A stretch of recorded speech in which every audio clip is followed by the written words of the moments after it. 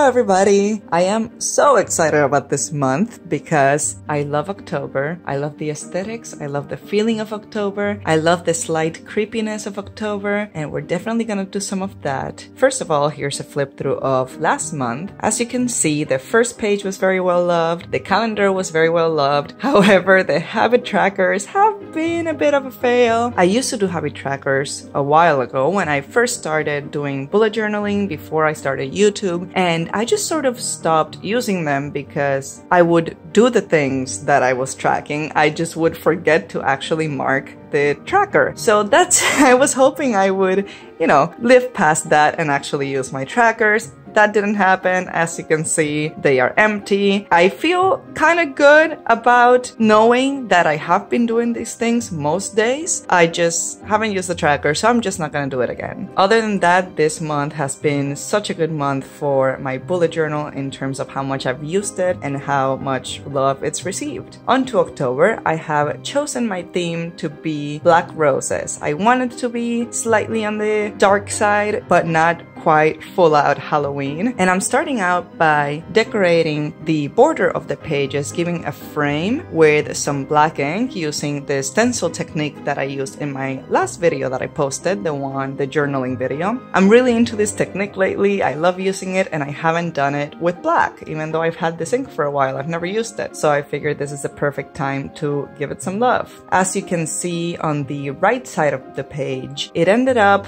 not looking perfectly symmetrical, and that's kind of my fault. Instead of aligning the stencil in a way so that the journal is in the middle of the stencil, I was trying to get the shapes in the right areas of the page, and I didn't really think of the stencil continuing on this side, so that was my bad.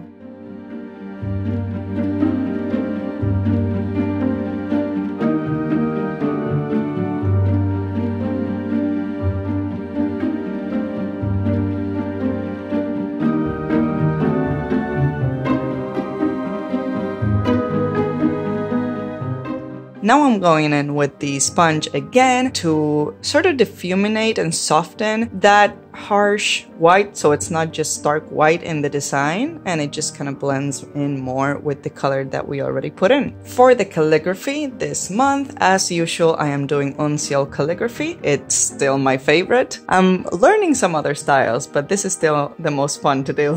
I'm using my Lamy Safari in dark lilac, as you can see, with the 1.9 nib, and I'm switching out between that one and the medium-sized nib depending on what I'm doing. And then the ink that I'm using is the J. Arbonne Poussière de Lune. I am not pronouncing that right. My French is horrible, as you have probably noticed in previous videos, but I will put the name on the screen so you can see which one it is. I am really liking it. This is actually the first time I try it. I got a sample from Goulet Pens, and I love the shading it has. There's some areas you'll see further on where I go over the same letter twice because I actually want it to be darker, but here in the October one, I think I only went over the O twice because it turned out a bit lighter than I was hoping for, but it has beautiful shading. You might notice that this first spread doesn't have any dots. That's because I actually covered the pages with some paper from my Midori sketchbook. I did that because the journaling page on my previous page bled through a lot, so I just did not want to deal with it. And I know I was doing a lot of putting down a lot of ink and doing a lot with this first page, so I also didn't want to ruin the journaling page I already did, plus the calendar that's gonna go on the next page. So I decided to just cover the whole thing with a different paper. The stenciling actually serves also as a way to sort of hide the rough edges that were going on at the top and bottom, so now it looks pretty normal and more seamless. For the wreath of roses around the October title, I just used the lid from a candle to do the circle, no fancy compass or anything. And then as for the flowers, it's just a very simple line art, which I will be doing a little mini drawing tutorial in my Instagram stories like I've been doing for the past 2 months about how to draw these. So that will be coming up sometime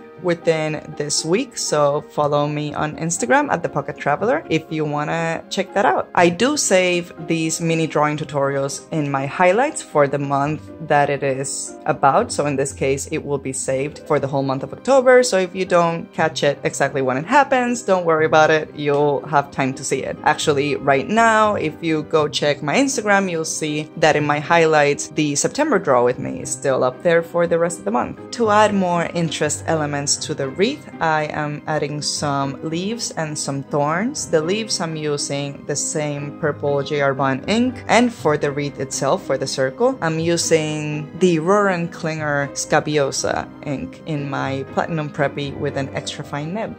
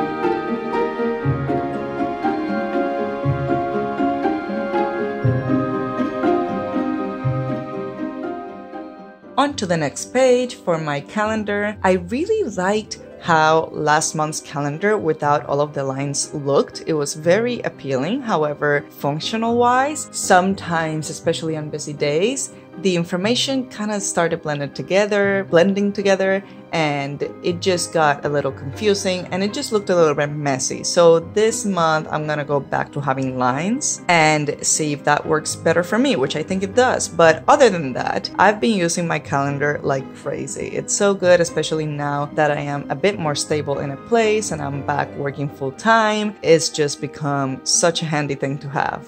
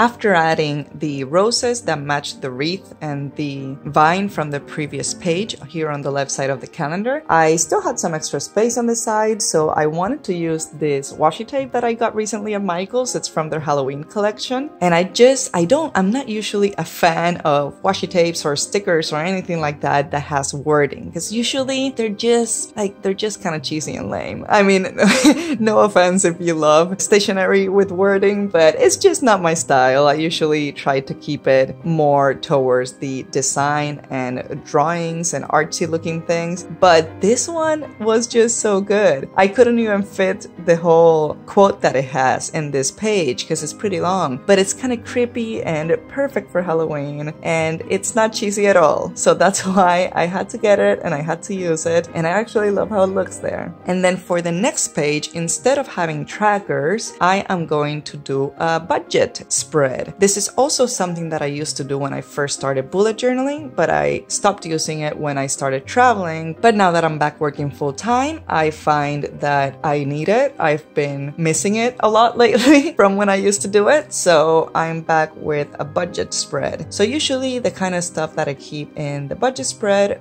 first and foremost, is income sources. As an artist, many of you may know, work tends to be kind of gig based. So I'm saving up a section just to put all of my sources of income for the end of the month of September or beginning of the month of October. Basically, money for October. Next to that, I'm going to have my spending categories, which is where I'm going to conglomerate at the end of the month the sum of how much I spent on each of these categories. For the categories, I use rent, food, transit, shopping, going out, subscriptions, and other for anything else that doesn't fall under it. And then under the categories, it's basically space to write down everything I spend money on. And that's basically it. I will, of course, throughout the month be doing other weekly spreads and journaling spreads. So you'll be seeing that either in my Instagram or here on the channel. So make sure to subscribe if you like this kind of thing. It will be, for the month of October at least, all sort of darkish, Halloween-ish themed, so I'm very excited for that. I hope you're excited for that. But anyway, I'll see you next week with another video and have a fantastic day. Bye!